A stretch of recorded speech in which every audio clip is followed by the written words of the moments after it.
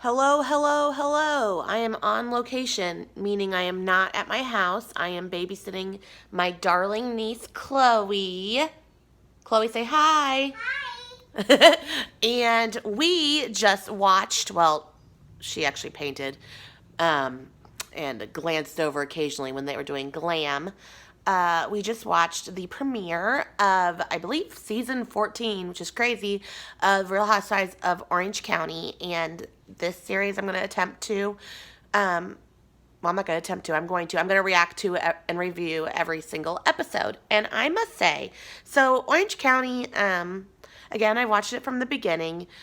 It's always been like on my like middle of the line. It's never been my favorite, but it's always been like my top 50% rankings of Housewives franchises. And I was really skeptical going into this season because I saw in the previews that Vicky was not going to be a housewife and that the two new housewives from last season, Emily and Jana, who were kind of ho-hum to me, were going to continue to be housewives. And then there was going to be a new housewife named Bronwyn.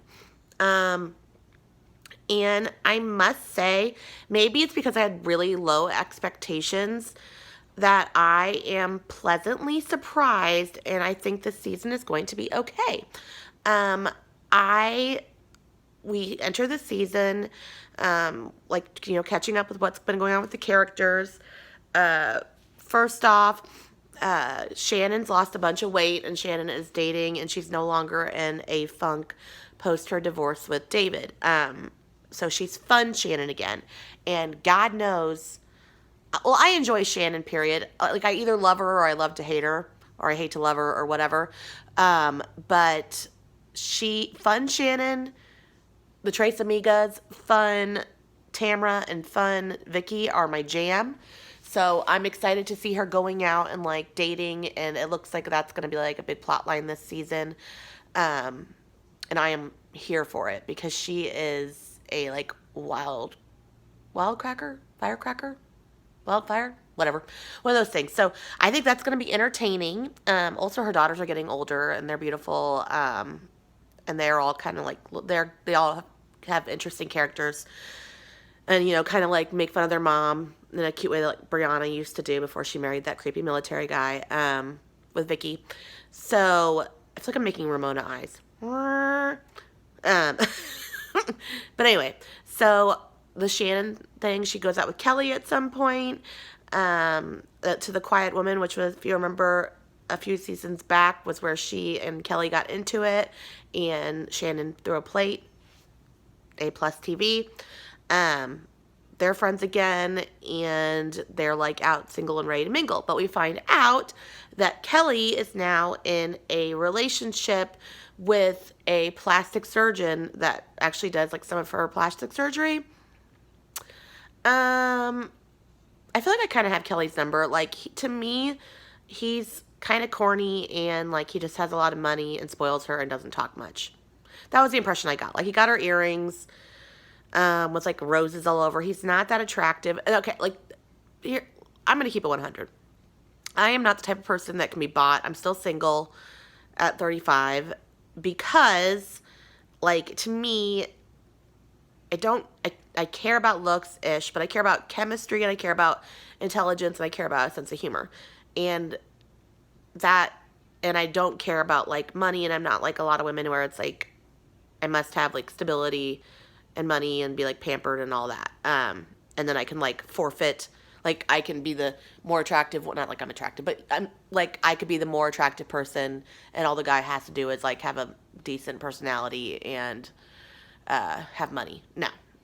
And it seems like that's kind of the case with this guy. Like, I think that she actually probably had more chemistry with, like, some of the guys that she dated in previous seasons. And even with her first husband, I think this guy is just, like, a convenient moneymaker. I'm going to wrap this up because Chloe's hashtag over it. Do you want to go do the dots? Okay, thank you. Then I briefly, Gina is going to be interesting because Gina's going to be a real human, I think, this season. Turns out she got a DUI over the summer. after like going to a Lakings party, and I was like, LuLaRoe? No, no, she could not have been going to a LuLaRoe party in Orange County, perhaps, especially in this day and age. As a former seller, they're not doing well. So I think that she, anyway, she just, like, last season she pretended like she was like super unaffected by her divorce, and everybody thought like that was BS. And again, if this was a friend that was not filming a reality TV show with you, and you were like so curious about their personal life, I'd be like, mind, stay in your lane. But when you're filming a reality show, it is not fair to have one person, or 5 people like being super vulnerable and one person like putting on an act. Like, that's just, you're literally not doing your job. So it seems like she's gonna actually be like vulnerable, and we're gonna find out like why they got divorced, etc.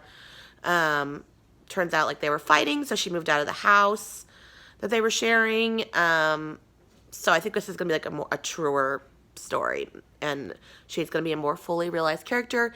Per the previews, there are some fights. She's in one of them, so that's gonna be good. Looks like Vicky's gonna be fighting with Kelly, which will be grade A entertainment.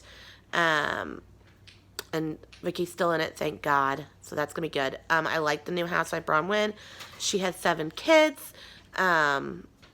She joked that like she went to college and she like met this guy at a frat, and she was like, I never want to have a job, and I want to have 5 kids. And she was like, and he didn't run away, which like that's fine. She owns it, and it seems like she's a good mom, and she has like a sense of humor about herself. So I think she's gonna be entertaining. It looks like she's gonna befriend like the Tres Amigas, so like Tamara, Shannon, and Vicky. I again think that Kelly's like a bit of a wild card, which I love about her. Like, she never really like has a true alliance. She always does her own thing.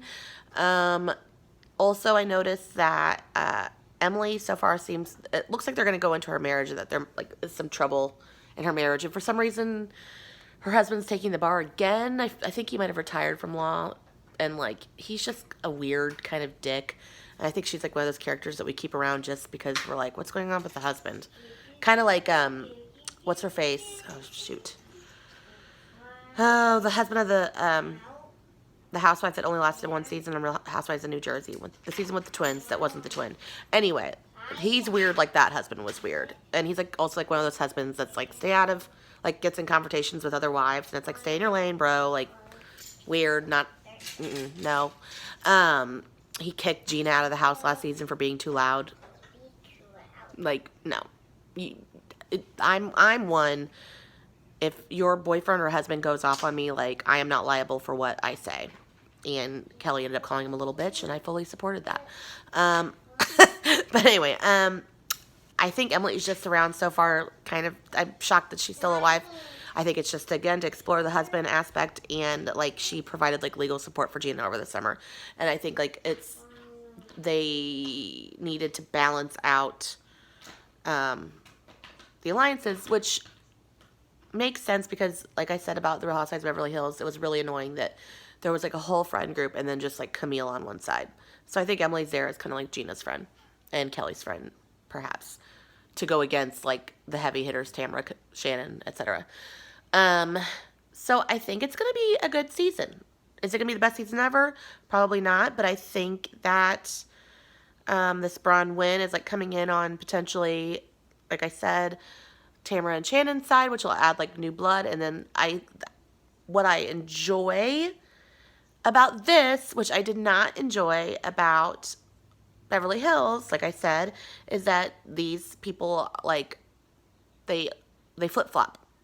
And I love it. Like, that's real life. Like, you can be like a ride or die friend, but like in these TV shows where they're not necessarily best friends, like they're not just like shutting their mouths and not having an opinion. They're having an opinion even if it doesn't coincide with what their friends' opinions are, which is what we want from reality television. I forgot to touch on the fact that Tamara also talked about, I think this is going to be the first season to get, New York was kind of political, but Tamara's son Ryan is a Trump supporter, and Tamara's son Spencer is like against that and called him a racist. And Tamara's caught in the middle and does like the classic like you know, annoying line that she doesn't really get into politics. Well, like, that's that's some privilege speaking. You should know what's going on politically, one way or the other. Um, so that might be an interesting plot line. I'm sure since election season is coming up, that's going to come up. And also, I mean, I'm if you follow me, I'm liberal, which whatever, it is what it is. But I think that a large fan base of there was like a poll that Watch What Happens Live did where like a large part of the fan base is conservative, and I think that like because Andy Cohen runs it and he's very liberal, we don't see like those perspectives, and I think it's important to see everybody's perspective, because how can we grow if we don't see perspectives? I mean, so yeah, like I don't really want like I have dual feelings because I don't necessarily want politics in the Housewives, but I mean that's real life, and um, yeah, that's real life, and we can't like put our heads under a blanket. And I kind of think the days of like not discussing politics or religion or whatever are a little bit over. Like we can be like civil, and you're never gonna like develop an opinion or like have like any true discourse, or not just have stereotypes of people that don't agree with you unless you actually have conversations. So anyway, I thought that was kind of like an interesting development that's a bit unusual. So anyway, that's my review. I think it's promising. This episode wasn't like super duper scandalous, so like yeah, I just think it's going to be a good series, a good season. And I think that Beverly Hills could take note from the shows that consistently perform well in that. You can't just have groupthink, you have to have your own opinions. And you can't hide behind a veil of convenient. You just have to have real storylines. And OC has been around the longest for that reason. So anyway, I'm excited, and there you have it.